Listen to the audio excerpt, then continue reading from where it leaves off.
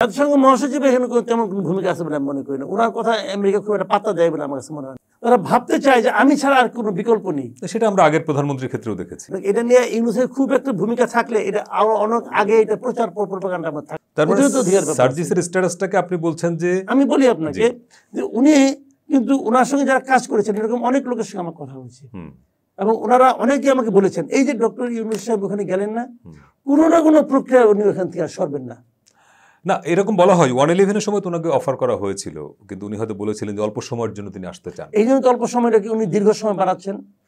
কিন্তু এটা সম্ভব হবে কিনা? কেন সম্ভব হবে না? বিএনপি তো শুরু থেকে বলছে যে একটা পদ্ধতি বলল, সেটা কিভাবে নির্বাচনের মধ্য দিয়ে তো ইউনূস সাহেব আসতে পারবেন। আসলে ওরা নির্বাচনের মাধ্যমে আসলে আসেনি, ওরা যদি যেতে তাহলে ওরা দেখেন না কটা দিন তারা বলবে যে তারা তাদের ইলেকশনের ম্যান্ডেট হলো, তারা ইলেক্টেড হলে ইউনূস সাহেবকে প্রধানমন্ত্রী বানাবে, ইউনূস সাহেব দেশ ভালো চালাচ্ছে, ভালোভাবে আরো চালাতে পারবে।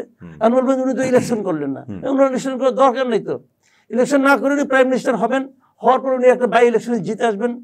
আচ্ছা, পৃথিবীর সব জায়গায় এই সিস্টেম আছে, এটা সম্ভব, পৃথিবীর সব জায়গায় আছে। এটা হতে পারে, আমি তা বলছি না। কিন্তু ইলেকশন যদি হয়, আমি আপনাকে বলি এটা যদি নাও হয়, আমি কালকে না পরশু দিন দেখলাম যে বাইরের একজন লোক মানে ইউটিউবে উনি বলতেছেন, উনি প্রস্তাব দিচ্ছেন যে ডক্টর ইউনূস আলটিমেটলি ওনাকে জাতীয় সরকার করবেন। দেখেন এই আলোচনাটা ছিল, ফর্মুলা আছে, জাতীয় সরকার করবেন, ওনার সহ উপদেষ্টা হবেন তারেক রহমান।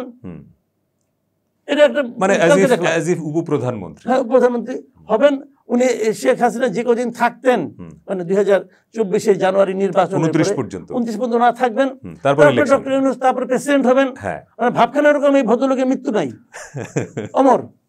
তো এইগুলো হলো কি মানুষের লোভ এরকম হয়, মানুষের লোভটা এরকমই হয় যে তারা কখনোই মানে ছাড়তে চায় না, তারা ভাবতে চায় যে আমি ছাড়া আর কোনো বিকল্প নেই। সেটা আমরা আগের প্রধানমন্ত্রীর ক্ষেত্রেও দেখেছি। একই জিনিস, এটা একটা মানে বেসিক হিউম্যান নেচার, বেসিক একদম। এখান থেকে যারা উঠে আসতে পারে তারাই সাধারণ মানুষ থাকে না।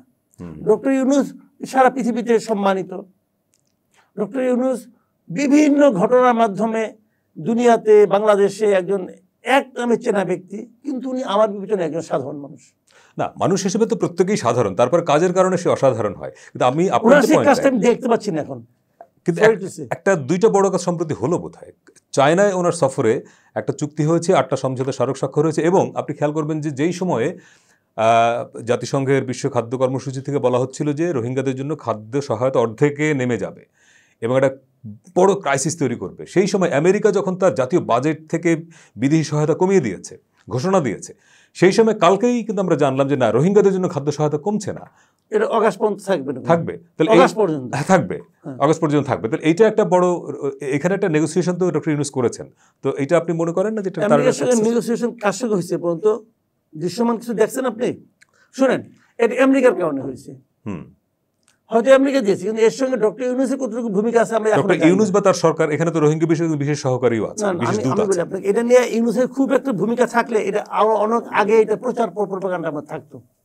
আচ্ছা, অর্জনের তালিকায় থাকতো। এবং রিসেন্টলি তো আপনার জাতিসংঘ মহাসচিব ঘুরে গেলেন, রোহিঙ্গা ক্যাম্প ঘুরে গেলেন, এবং জাতিসংঘ মহাসচিব এখানে তেমন কোনো ভূমিকা আছে বলে আমি মনে করি না। ওনার কথা আমেরিকা খুব একটা পাত্তা দেয় বলে আমার কাছে মনে হয় না। ভাই রে ভাই, পৃথিবীর ইতিহাসে প্রথমবারের মতো আমেরিকা বিশ্ব স্বাস্থ্য সংস্থা থেকে তাদের নাম উঠাই নিচ্ছে যে আমি ওখানে টাকা দেবো না, বলছে তো ভাই। তাহলে ইউএসএইড নাম উঠাই নিচ্ছে, ইউএসএইড বন্ধ করে দিচ্ছে। ইউএসএইড প্রচুর টাকা তো আমাদের এখানে আসতে পেরেছে, সারা দুনিয়াতে আসতো, বন্ধ তো করে দিচ্ছে। তো ওগুলি থেকে কোনো ভালো কাজ হতো না।